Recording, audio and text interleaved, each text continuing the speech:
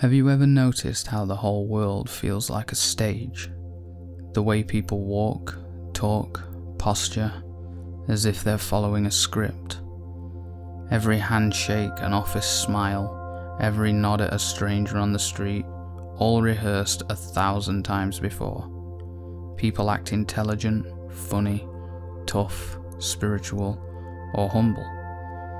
But most of the time, it isn't really them. It's a mask, a character they've been rehearsing for years without even knowing it. Look around and it's everywhere. People in suits pretending that pieces of paper with numbers printed on it are more real than food and water. People standing in silence in a courtroom because a man with a wig just walked in. Football fans screaming tribal chants at each other because they're wearing slightly different coloured shirts. And then the real shock comes. It's not just them. It's you. You've been acting your whole life too, laughing when you think you should, talking because silence feels awkward, pretending to care about things you don't, just to keep the script going. And the moment you finally see it, a crack opens up in reality, and the light begins to pour in. And once that crack opens, you can't close it again. You can't unsee what you've seen. At first it's unsettling, because if all these people are acting, if all these masks are just costumes, then what's real? You look in the mirror and question, who am I when I'm not pretending? What's left of me when I peel away the layers of performance? This is where awakening really begins, not with answers, but with uncomfortable questions. Because it hits you that the life you thought was solid and authentic is stitched together from roles you didn't even know you were playing. Think about it. The polite laugh at a joke you didn't find funny. The "how are you" that no one actually answers. The work emails signed with "kind regards" by people who hate each other. The way people pretend to be outraged online just to get a dopamine rush of attention. And for a while, you try to stop. You drop the masks, stand still and just be. But then you realize something even deeper. The performance isn't just in people, it's everywhere. The way reality itself moves, the way events line up, the way this world keeps dressing itself up over and over again. It's as if existence itself is part of the theatre. Not just humans wearing masks, but the cosmos itself, forever in costume, forever on stage. And when that really sinks in, everything shifts. You see it not just in individuals, but in whole societies. Presidents standing behind podiums, clapping for themselves as crowds chant on cue. Soldiers marching in perfect rectangles as if geometry itself was proof of meaning. Citizens placing hands on hearts to sing songs about invisible lines called borders. Religious leaders in golden robes declaring they speak for the infinite while waving smoke and ringing bells. Politicians in parliament yelling rehearsed insults at each other like pantomime villains and calling it democracy. From empires rising and collapsing to the way life itself appears and disappears, it's all choreography. The cosmos is theatre, an infinite consciousness putting on all costumes, switching masks, rehearsing lines that have never been spoken before. All for the sheer joy of the drama. It's Shakespeare's line come to life. All the world's a stage. And that's not just poetry, it's truth. Every star is an actor, every tree a dancer, every heartbeat, every breath, just another moment in an endless play. And here you are, awake enough to notice, to step back from the script, to recognize the stage for what it is. And this is where the awakening takes a darker turn, because once you see through the play, once the masks all fall away, what's left? For the first time, the stage looks empty. No actors, no costumes, no script, just silence, the void. This is where many people stumble, because the first reaction is often despair. You think to yourself, if this is all just a performance, then it's meaningless. The whole thing is a joke, and even the joke isn't funny. So you fall into nihilism, that heavy, hollow place where everything feels cold, pointless, and absurd. You notice the absurdity everywhere. Governments writing words on paper, sprinkling them with the magic fairy dust of ritual and declaring, "This is now law," as if ink and ceremony suddenly give humans divine permission to control millions of other humans, and everyone nods along as if it's the most natural thing in the world. Or a courtroom where someone places their hand on a book and swears to tell the truth, as though the ritual itself guarantees honesty. Or religions locked in endless dispute over which invisible sky father is the real one. Nihilism is the moment you see through all of it, and nothing is left standing. But here's the thing, nihilism isn't the end either. It's a rite of passage, the ego's death throes, the collapsing of illusions you once clung to as solid ground. It feels brutal, merciless, but it's necessary. Because only when every mask is stripped away, and meaning itself seems to vanish, can you discover the true nature of the void, and that discovery changes everything. If the universe was truly meaningless, if it was just a blind mechanical process, then life would reflect that. It would be empty, automatic. Creatures drifting like jellyfish in the current, unfeeling, unthinking, just eating and reproducing, a cold echo of a cold cosmos. But that's not what life is.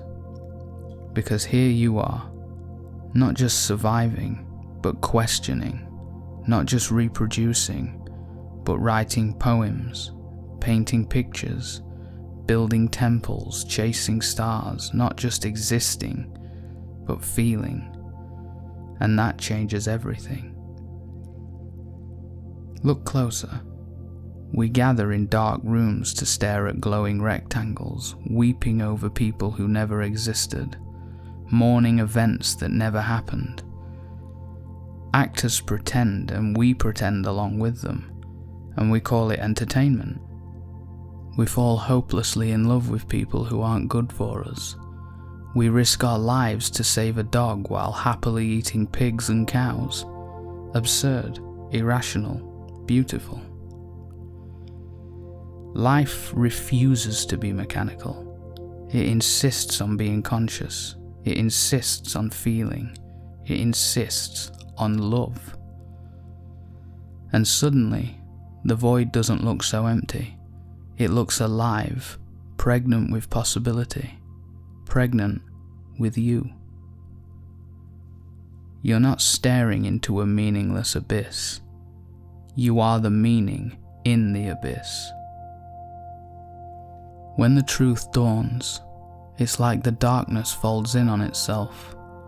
You realize love was never just an emotion, never just chemicals firing in the brain, never just a trick of biology to make primates pair bond and raise young. Love is the fabric, the current underneath the play, the thing existence is made of, because every time you feel joy, every time you help another being, every time you create meaning out of thin air, you're not adding something to the universe, you're revealing what the universe already is. Look around. A soldier can be trained to kill strangers on command, but will still cry when his child is born. Politicians will advocate war, but will still kiss their dog on the head before going to bed. Even the cynic who insists life is meaningless still aches for love, still cries when they're lonely. The masks, the rituals, the roles, they all dissolve in the face of it. Because you are not separate from love. You are love. The mask, the actor, the stage, the audience, all of it is one consciousness playing together as love remembering itself. And in that moment, the last illusion breaks. The idea that you are small, that you are meaningless, that you're just a speck in a cold, uncaring cosmos dissolves. Because you see it clearly now. You are the reason the universe is even here. The meaning isn't written in a book, or stamped by a government seal, or locked in some holy scripture. The meaning is you. The meaning is love. And the more love you give, the more joy you create, the more you live in service to others, the more the whole play awakens to itself. So once you've seen all this, once the masks have fallen, once nihilism has burned itself out, once love has revealed itself as the truth of existence, now what? Do you walk away from the play, tired of the roles and the endless illusions? That's what some people try. They run into monasteries, shave their heads, and sit in silence for decades. Others chant mantras, imagining they'll float above the human mess forever. Billionaires build rockets, thinking escape to Mars will free them from the chaos. Some simply check out altogether, retreating into cynicism, drugs, alcohol, or digital fantasies. But here's the secret.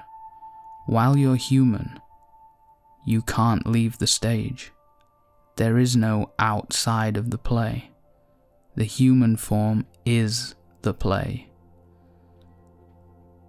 The only real choice is how you participate. Do you sit in the audience watching life unfold like a passive spectator? Or do you step back onto the stage, not as a prisoner anymore, but as a free player? Because the truth isn't to escape the play or to reject it. The truth is to see it for what it is, a cosmic masquerade, an infinite game. And then to join in, consciously, joyfully, lovingly. You can pick your role, you can improvise your lines, you can dance, laugh, stumble, mess it up, make it beautiful. Because now you're not acting for approval, or out of fear, or from ego. You're acting for love, for creation, for the joy of the performance itself. And when you live like that, when you bring meaning into the world instead of searching for it, it feels like a playground. So the question isn't whether life is real or unreal. It isn't whether meaning exists or whether the cosmos cares. The truth is simpler and stranger. Reality is theatre. Reality is a dream. And you are both the dreamer and the dream, both the actor and the audience. You've been playing roles since the moment you were born. The obedient child, the rebellious teenager, the worker, the lover, the seeker, the cynic. Each one a mask, rehearsed and performed. And you'll keep playing them until the curtain falls. But now you see. And that changes everything. Because once you realize the whole thing is a performance, you stop clinging to the masks. You stop fearing the void. You stop waiting for some hidden script to tell you what to do. Instead, you lean into it. You laugh at the absurdity of governments believing ink on paper gives them divine power. You smile at the comedy of tribes screaming chants at other primates in different coloured shirts. You see rituals, the costumes, the seriousness, and you play anyway. But this time, you play with love. You improvise with joy. You create meaning not because you have to, but because you can. And maybe that's all awakening really is. Not to escape the performance, not finding some secret script, but realizing you are the meaning.